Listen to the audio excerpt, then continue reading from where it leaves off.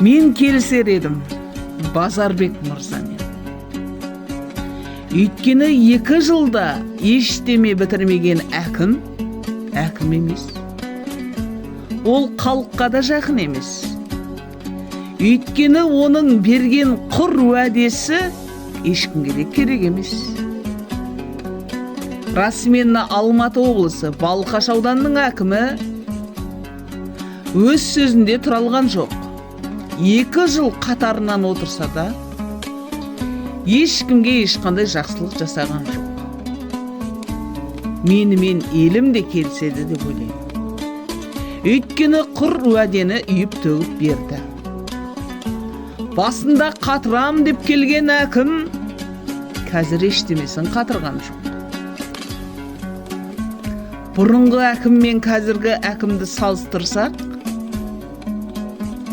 жер мен көктің ортасындай. Базарбек мырзамыз жақсы айтты. 2 жылда ешқандай нәтиже бермеген әкімді әкім деп сайлаудың қажеті жоқ дейді. Рас.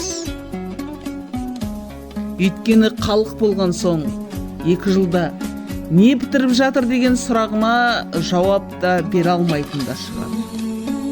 Өйткені кезінде отырғанға дейін әкім қандай еді, отырғаннан кейінгі әкім қандай екенін біздің ауылдағы азаматтардан, азаматшалардан сұрауға болады. Мен сіздерге соны алда-жалда сұрап, түсіріп жіберемін, егер керек десеңіздер.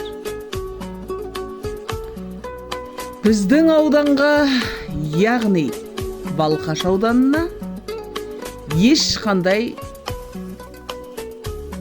еш нәрсе өзгертілген жоқ. Сол бетте жатыр. Әкім келгелі бері жеп жатқан дүние желініп жатыр. Орнына ештеме келген жоқ. Біз өйткені үндемейміз. Біз халықпыз. Қолымыздан ештеме келмей тұрғаны да белгілі.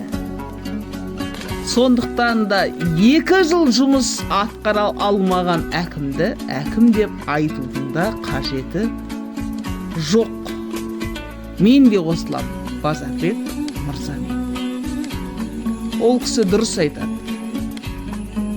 Әкім болғаннан кейін халқына жақын болу керек еді.